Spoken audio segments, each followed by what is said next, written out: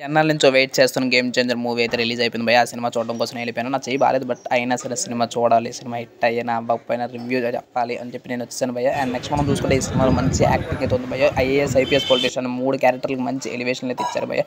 ఒకటే చేసారు మన రామ్ చరణ్ గారు. డూప్ సాంగ్ అయితే లేదు భయ్యా. డూప్ సాంగ్ కాదు, నానా హైరానా సాంగ్ అయితే లేదు భయ్యా. ఆ సాంగ్ అనేది తర్వాత యాడ్ చేస్తారని నేను అనుకున్నాను. సినిమా మాత్రం బొమ్మ బ్లాక్ బస్టర్ అని చెప్పొచ్చు. 'గేమ్ చేంజర్' మూవీ అయితే నాకు నచ్చింది భయ్యా. కానీ కొంతమంది చెప్తున్నారు చాలా బాగా నచ్చలేదని. కొన్ని ల్యాగ్ ఉంది.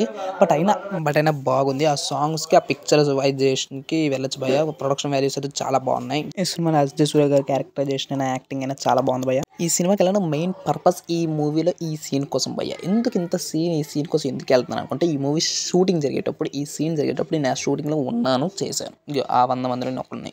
అక్కడ బ్యాచ్ ఇచ్చారు. ఆ బ్యాచ్ చేసుకొని నేను కూడా అరుస్తాను. అండ్ నెక్స్ట్ మనం చూసుకుంటే రామ్ చరణ్ గారు ఎమోషనల్ అయినా, యాక్షన్ అయినా ఏదైనా సరే చింపేశారని చెప్పొచ్చు యాక్టింగ్‌లో అయితే. ఈ సుకుమార్ చెప్పిన యాక్టింగ్ అనుకుంటే ఇదే అనుకుంటా. అండ్ ఫస్ట్ ఎంట్రీ ఫైట్ అయితే ఇది భయ్యా. లుంగీ కట్టి కొడతాడు. ఒక్కొక్కడిని ఏరోప్లేన్ మీద వెళ్ళేటప్పుడు మాత్రం మంచి ఎలివేషన్ భయ్యా. అన్‌ప్రెడిక్టబుల్ అనగానే ఏం ప్రెడిక్టబుల్ నాకు అర్థం కాలేదు భయ్యా.